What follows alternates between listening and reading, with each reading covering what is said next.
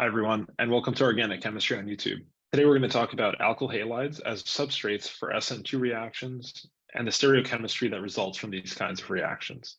So here are the basics. First of all, this is another class of substitution reactions, very much related to SN1, but the mechanism is different. That is, how the bonds are breaking and forming during a reaction is different. Here in the SN2 reaction, those bonds are breaking and forming in a concerted step, which means there's no intermediate. This also means that the reaction is stereospecific. During the reaction, we see an inversion of stereochemistry, and this reaction is promoted by polar aprotic solvents. Some examples are DMSO and acetonitrile. In general, the substrate will react quite well with the nucleophile if it's methyl, primary, or a secondary alkyl halide.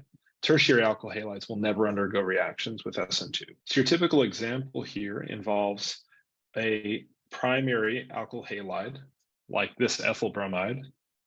We typically react this ethyl bromide with a nucleophile, like sodium cyanide, and a polar aprotic solvent, like DMSO. And when you do that, this reaction substitutes the bromine with the cyanide, the nucleophile. So the mechanism involves sodium cyanide dissociating into the cyanide anion, remembering that the sodium is just a spectator ion. And this nucleophile will attack the most electrophilic carbon, which is the one, of course, attached to bromine, because this is where the partial positive charge is corresponding to the dipole moment caused by the bromide. So the cyanide attacks at the same time that the bromine leaves. So the transition state looks like this.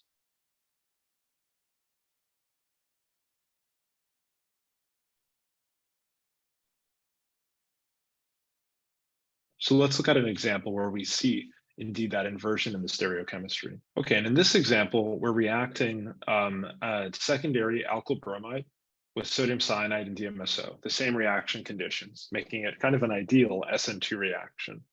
The cyanide, being the nucleophile, attacks in a backside attack and kicks out the bromine at the same time. So now the product has cyanide now in the back and the hydrogen has been pushed forward. And this is the only product that's formed. There's no enantiomer that corresponds to this one because this is a stereospecific reaction, which means the stereochemistry of the reactants determines the stereochemistry of the products.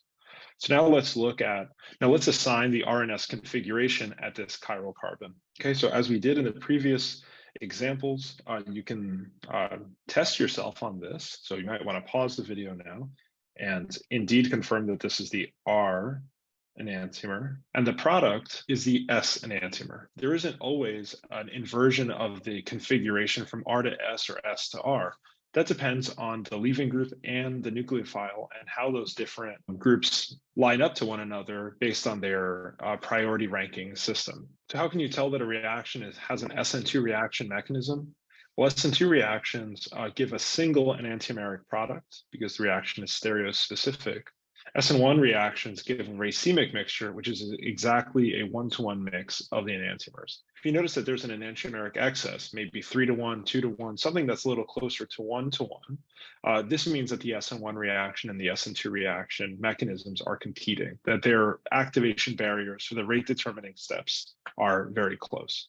Unlike the SN1 reactions, the rates decrease with increasing steric bulk at the carbon that is attached to the leaving group. So SN2 reactions at primary alkyl halides are faster than secondary, which are much, much faster than tertiary, where tertiary alkyl halides never undergo SN2 reactions. What kind of substrates have competing SN1 and SN2 reaction mechanisms?